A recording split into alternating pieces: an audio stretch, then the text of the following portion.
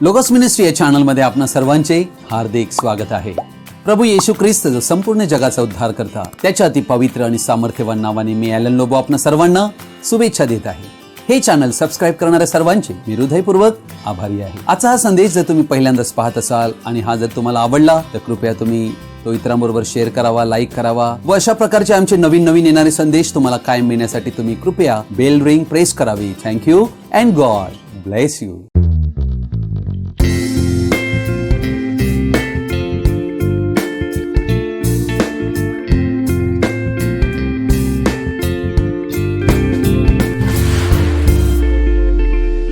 आज आम्ही एका महत्त्वाच्या विषयाकडे आमचं लक्ष लावणार आहोत आणि हा विषय जो आमचे दैवी पाचारण याचा दुसरा भाग आहे। अर्थात देवाने आम्हाला केलेले पाचारण हे पवित्र पाचारण आहे आणि हे किती महत्त्वाचे आहे याचे महत्त्व आम्हा प्रत्येकाला समजणे अतिशय गरजेचे आहे। अर्थात मला हे माहित आहे की हा संदेश जो मी आज देत आहे हा त्या व्यक्तींसाठी आहे जे देवाने युगाच्या प्रारंभ अगोदर म्हणजे या जगाचा पाया घालण्यापूर्वी त्याच्यामध्ये अगोदरच निवडून ठेवलेले आहेत। त्या प्रत्येकांसाठी हा संदेश आहे। याचे महत्त्व तुम्ही आणि आम्ही समजून घ्यावे म्हणून आपणातील प्रत्येकांना माझी विनंती आहे की आजचा हा संदेश आपण सर्वजणांनी आवर्जून शेवटपर्यंत पाहावा। God bless you. पेत्रचे दुसरे पत्र याचा पहिला अध्याय याचं वचन मी 10 आणि 11 आपणा पुढे वाचत आहे।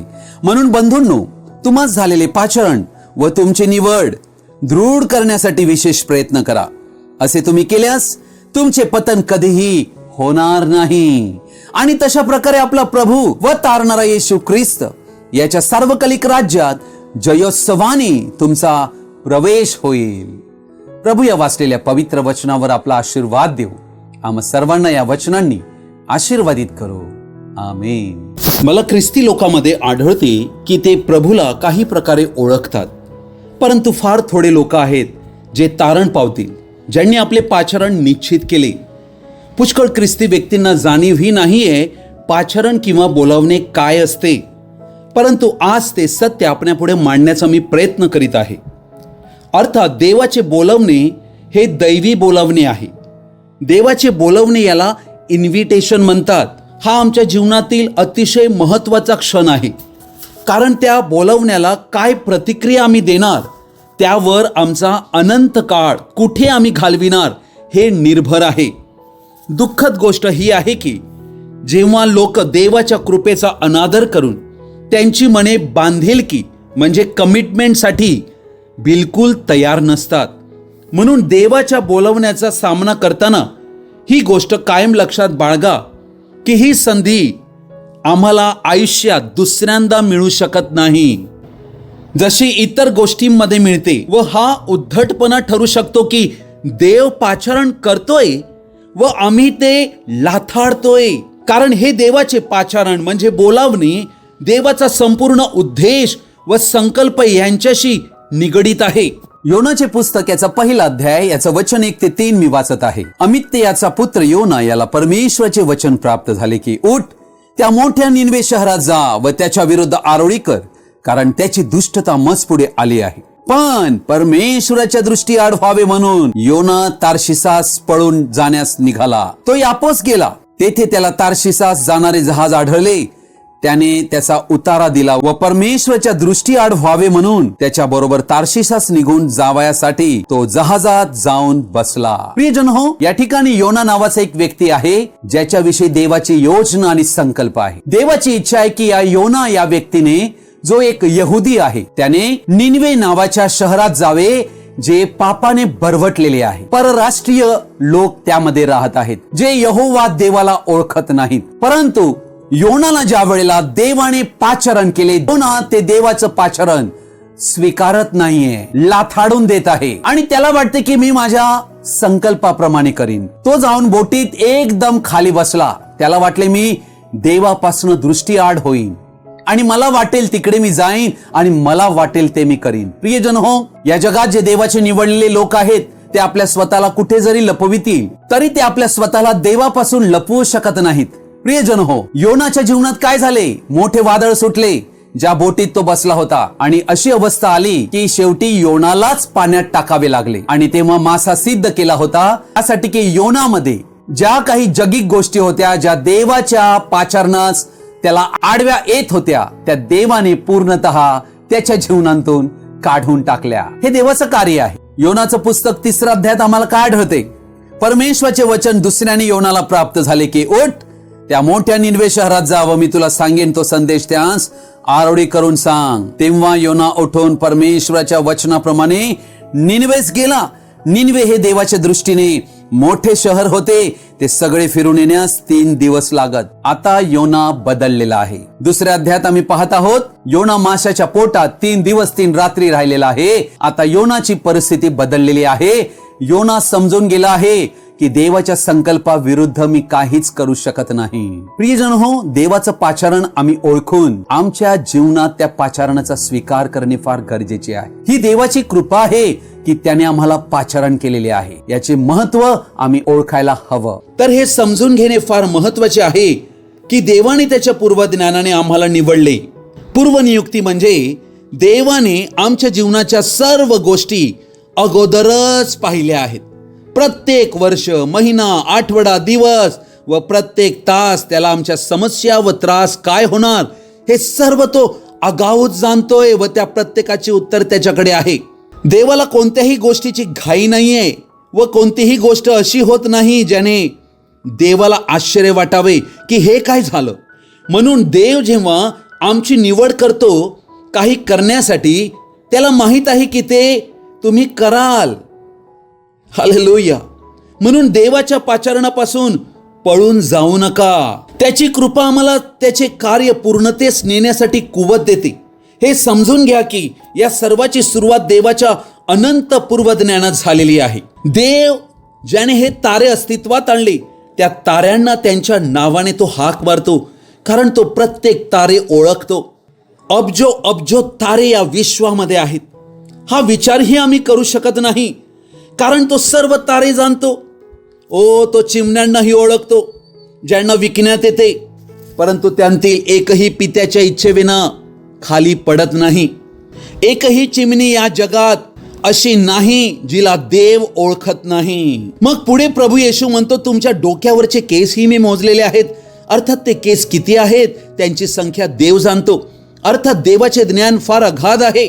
आकाशांतील ताऱ्यापासून ते आमच्या डोक्यावरील केसापर्यंत, अर्थात देवाच्या ज्ञानाचे आकलन त्यावरून आम्हाला होईल. मत्ती शुभवर्तमानाचा 11वा अध्याय आणि याचं वचन 28 ते 30 वचन मी वाचत आहे.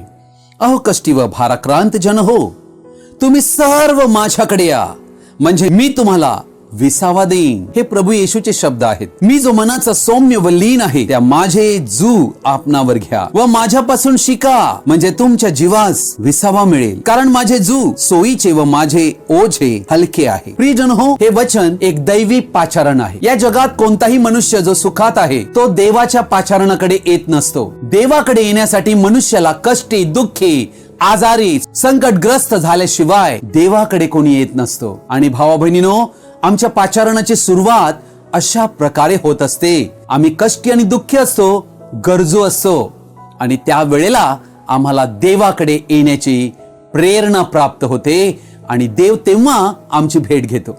योहान शुभवर्तमान 6वा अध्याय 44 वचनात प्रभू येशूने म्हटले, ज्याने मला पाठविले त्या पित्याने आकर्षिल्याशिवाय कोणीही माझ्याकडे येऊ शकत नाही. त्याला शेवटल्या दिवशी मी उठवीन. अर्थात पित्याने आकर्षित केल्याशिवाय ते येशूकडे येऊ शकत नाहीत. ही एक अद्भुत योजना आहे. जे योजलेले लोक आहेत तेच फक्त यामध्ये येऊ शकतात, बाकीचे येऊ शकत नाहीत. म्हणूनच येशूने म्हटले, माझी मेंढरे माझी वाणी ऐकतील आणि माझ्या मागे येतील. योहान शुभवर्तमान 10वा अध्याय 26 वचनापासून मी वाचत आहे. तरी तुम्ही विश्वास ठेवीत नाही, कारण तुम्ही माझ्या मेंढरांपैकी नाही. माझी मेंढरे माझी वाणी ऐकतात व मी त्यांना ओळखतो व ती माझ्या मागे येतात. पाचारलेले लोक हे येशूची वाणी ओळखतात, पण ज्यांना पाचारण नाही आहे ते ही वाणी ओळखू शकत नाहीत, कारण येशूने म्हटले ती माझ्या मेंढरांपैकी नाहीत. अर्थात येशूची जी मेंढरे आहेत तीच येशूची वाणी ऐकतात. 28 वचन, मी त्यांना सार्वकालिक जीवन देतो, त्यांचा कधीही नाश होणार नाही आणि त्यांना माझ्या हातांतून कोणी हिसकून घेणार नाही. पित्याने मला जे दिले ते सर्वाहून मोठे आहे आणि पित्याच्या हातांतून ते कोणी हिसकून घेऊ शकत नाही. कोणतीही दुष्ट दुरात्म्यांची सत्ता त्या निवडलेल्या पवित्र पाचारण झालेल्या लोकांविरुद्ध चालू शकत नाही. अधोलोकाच्या द्वाराचे त्यांच्या विरुद्ध काही चालू शकत नाही. स्वर्ग असो वा पृथ्वी, देवाने प्रत्येक गोष्टींची तरतूद करून ठेवलेली आहे. तर या तिन्ही गोष्टी आमच्यासाठी देवाने अनंतात करून ठेवल्या आहेत. पहिली गोष्ट, देवाने आम्हाला अगाऊच जाणले होते. दुसरी गोष्ट, त्यानेच आम्हाला निवडले. आणि तिसरी गोष्ट, त्यानेच आम्हाला पूर्वनियुक्तही केले. म्हणून तो देव प्रत्यक्षात आमच्या जीवनात योग्य निवडलेल्या वेळी हस्तक्षेप करीतो. अर्थात तो आमच्या जीवनात पाचारणाद्वारे अनंतचा प्रभाव आमच्या जीवनावर पाडतो. कारण आम्ही त्या जीवनाच्या क्षणात निष्काळजी व स्वतःला खुश करण्यात भौतिकवादी गोष्टीत गुंतलेलो असतो व आम्हाला काहीच माहीत नसते की देवाने माझ्याविषयी काय संकल्प आखले आहेत. परंतु अचानक आमच्या जीवनात अशी परिस्थिती आम्हावर येते ज्याविषयी आम्ही कधीही विचारही केलेला नसतो. तेव्हा देवाचे पाचारण म्हणजे बोलावणे आम्हाला होते व त्याला काय प्रतिक्रिया देतो आम्ही त्यावर आमची नियती म्हणजे डेस्टिनी अवलंबून आहे. पहा, योनाने काय केले. देवाचे पवित्र पाचारण हे आम्ही सहज घेता कामा नये, अन्यथा त्याचे दुष्परिणामही आमच्यावर ओढवले जातात. देव कृपेने आम्हाला बोलावितो व आम्हाला काही स्पष्टीकरण ही देत नाही. परंतु एकच गोष्ट करावी, आम्ही देवाच्या ऐक्यात राहावे, त्याच्या बरोबर राहावे. देवाशिवाय आम्ही काहीच करू शकत नाही.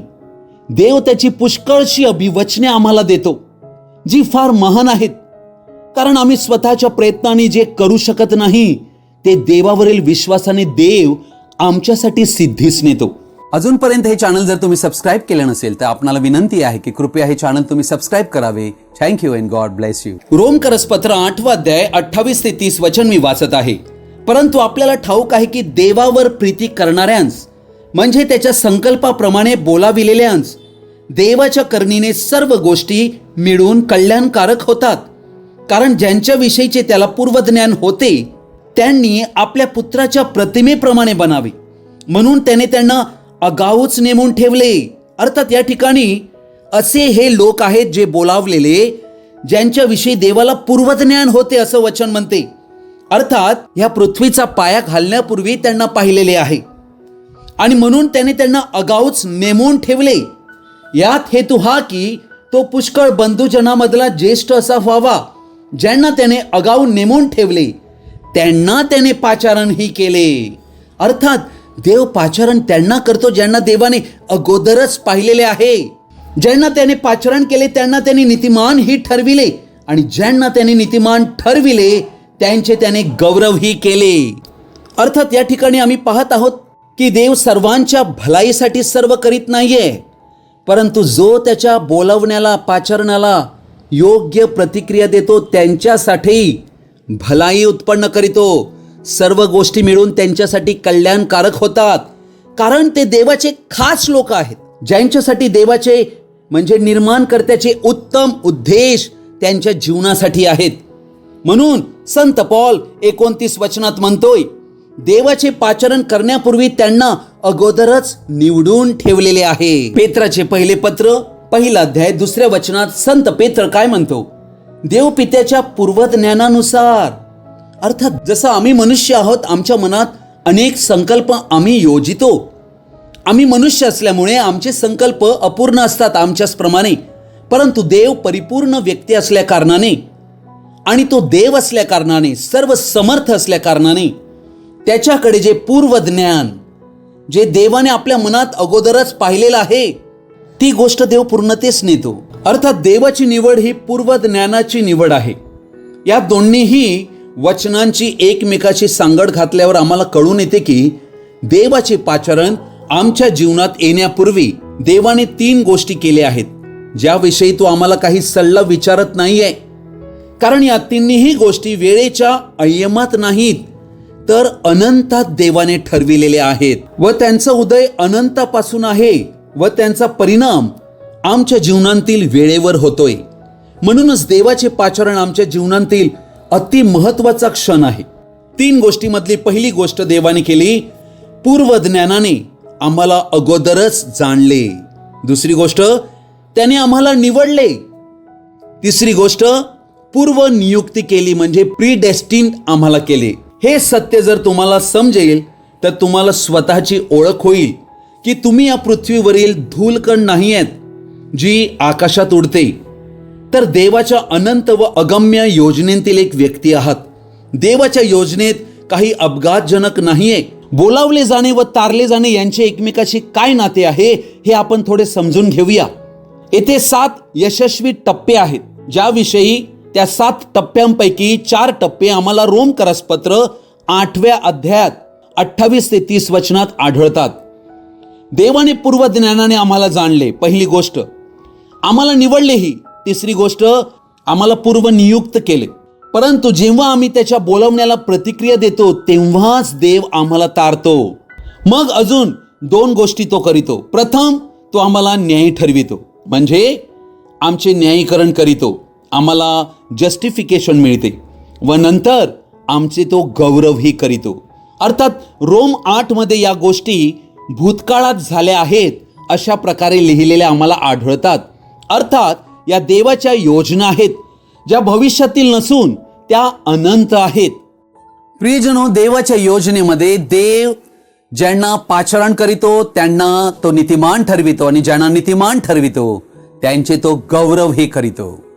अर्थात देव अनंतांतून बोलतो, म्हणून ते वचन भूतकाळात आम्हाला दिसत आहे. देव इटर्निटी म्हणजे अनंततांतून तो ही गोष्ट बोलतो. म्हणून 2 थेसलियाचा 2रा अध्याय 14वं वचन काय म्हणते? त्यात त्याने तुम्हास आमच्या सुवार्तेच्या द्वारे आपल्या प्रभू येशू ख्रिस्ताचे गौरव प्राप्त करून घेण्यासाठी पाचारण केले. अर्थात येशू ख्रिस्ताचे गौरव आम्हाला मिळावे हे आमच्या पाचारणाचा उद्देश आहे. अर्थात देव आपले गौरव कधीच कोणाला देत नाही, परंतु ख्रिस्ताची वधू म्हणजे त्याची अर्धांगिनी, त्याची मंडळी, तिच्यासाठी ही गोष्ट देवाने सिद्ध करून ठेवलेली आहे. जे निवडलेले आहेत त्यांना देवाला गौरवात न्यायचे आहे.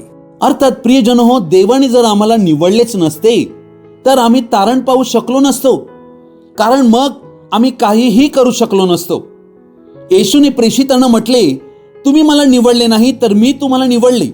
प्रभूच्या कार्यात देवाची निवडच फार महत्वाची ठरते. पवित्र आत्मा येथे भूमिका बजावितो. तो आम्हाला आमच्या स्थानी आणतो जेथे आम्ही देवाशी भेट घ्यावी. परंतु आम्ही खऱ्या देवाला जाणत नव्हतो, परंतु तो स्वतःची ओळख देण्यासाठी आम्हाला काही अलौकिक अनुभवांतून नेतो. जिथपर्यंत आम्हाला काही कळत नाही काय चालले आहे माझ्या जीवनात. आम्हाविषयी देवाच्या योजना ख्रिस्ती जीवनाच्या उच्च स्तराला जाण्याविषयी आहे. म्हणून प्रभूने आम्हाला तारल्यानंतर आणि न्यायी ठरविल्यानंतर तेथेच आम्ही थांबू नये, तर आमचा अजूनही प्रवास आहे पवित्रीकरण आणि त्यानंतर पवित्र आत्म्याचा बाप्तिस्मा प्राप्त करणे. तरच आम्ही ख्रिस्ताची वधू म्हणून ठरतो, कारण देवाने ठरविलेले स्थान गौरवात नेण्याचे आहे. त्यात आम्ही पोहोचलो पाहिजे. आम्ही तारणासाठी बोलाविलेले आहोत. देवाने तारण दिल्यानंतर आमचे पाचारण त्यानंतर काय आहे, देवाचा उद्देश काय आहे हे जाणणे फार गरजेचे आहे. कारण फक्त तारण द्यावे हा देवाचा उद्देश नाहीये. आमचे पाचारण पवित्र पाचारण आहे व आमच्या जीवनातील इतर कोणताही उपक्रम ह्या पाचारणापेक्षा मोठा नाही. म्हणून आमचे स्वतःचे व्यक्तिगत जीवन असो वा कौटुंबिक जीवन असो, या पवित्र पाचारणाचा आम्ही कधीही त्याग करू नये. लक्षात घ्या, हे पाचारण आमच्या जीवनातील सर्वाधिक उच्च प्राधान्य आम्ही गणले पाहिजे. म्हणून संत पौल शर्यतेत धावणाऱ्यांचे उदाहरण देतो, जे ख्रिस्ती व्यक्तींच्या पाचारणाच्या गुणधर्मांना दर्शवितात. प्रत्येक व्यक्ती जो शर्यतेत धावतो तो सर्व गोष्टीत इंद्रिय दमन करीतो. इंद्रिय दमन म्हणजे सेल्फ कंट्रोल.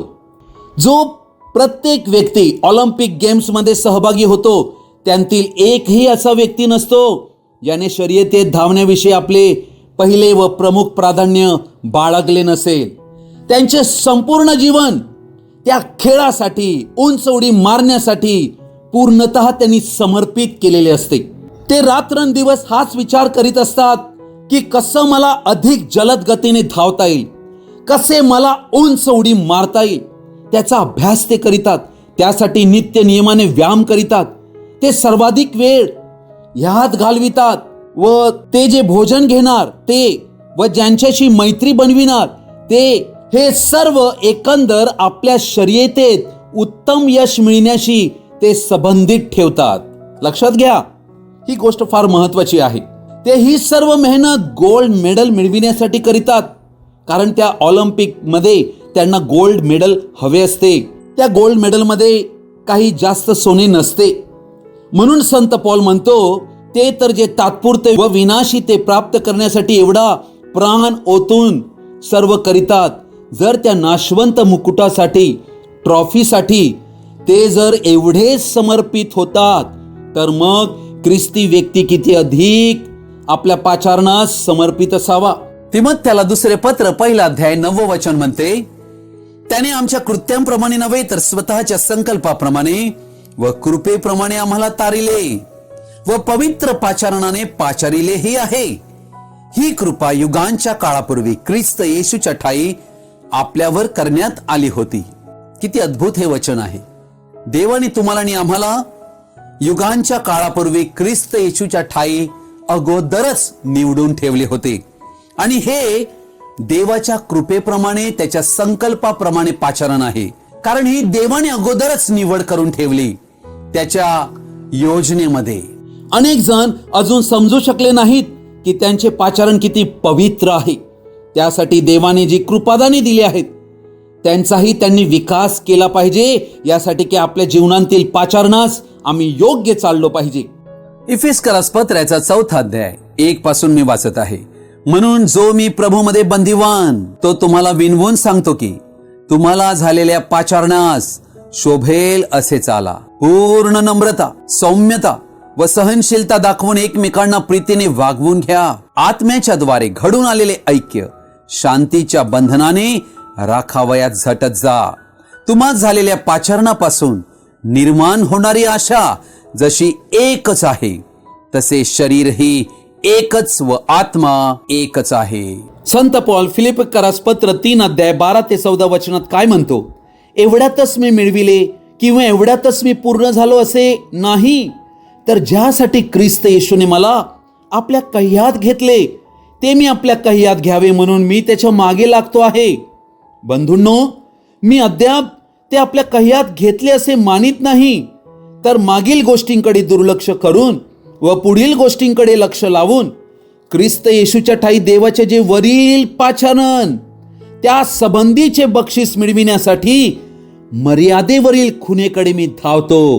हेच एक माझे काम.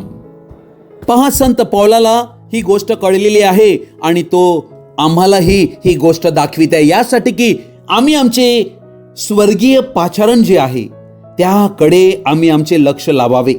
मागील गोष्टींकडे दुर्लक्ष करून व पुढील गोष्टींकडे लक्ष लावून आता आम्हाला चालणे आहे. इब्री लोकास पत्राचा 2 अध्याय 1 ते 3 वचन मी आपण पुढे वाचत आहे. या कारणास्तव ऐकलेल्या गोष्टींकडे आपण विशेष लक्ष लाविले पाहिजे, नाहीतर आपण त्यापासून वाहवत जाऊ. देवदूतांच्या द्वारे सांगितलेले वचन जर दृढ झाले आणि प्रत्येक उल्लंघनाचे व आज्ञाभंगाचे यथान्याय फळ मिळाले, तर आपण एवढ्या मोठ्या तारणाकडे दुर्लक्ष केल्यास आपला कसा निभाव लागेल ते सांगण्याचा आरंभ प्रभूकडून झाला असून ते ऐकणाऱ्यांनी त्याविषयी आपणाला प्रमाण पटविले. संत पौल आपल्या जीवनाच्या, आपल्या प्रवासाच्या, शर्यतेच्या शेवटच्या टप्प्यात पोहोचला. त्यावेळेला 2 ते 4 अध्यायाच्या 6 ते 8 वचनात तो काय म्हणतो, कारण आता माझे अर्पण होत आहे आणि माझा प्रयाण काळ जवळ आला आहे. जे सुयुद्ध मी केले आहे, धाव संपविली आहे, विश्वास राखिला आहे. आता जे राहिले ते हेच की माझ्यासाठी नीतिमत्वाचा मुकुट ठेविला आहे. प्रभू जो नीतिमान न्यायाधीश आहे तो त्या दिवशी मला तो मुकुट देईल, आणि तो केवळ मलाच नव्हे तर त्याचे प्रकट होणे ज्यांना प्रिय आहे त्या सर्वांनाही देईल. अर्थात संत पौल विश्वास राखण्यासाठी शर्यतेत धावत राहिलेला आहे, विश्वासाची लढाई लढत राहिलेला आहे. हीच गोष्ट आमच्यासाठी फार महत्वाची आहे.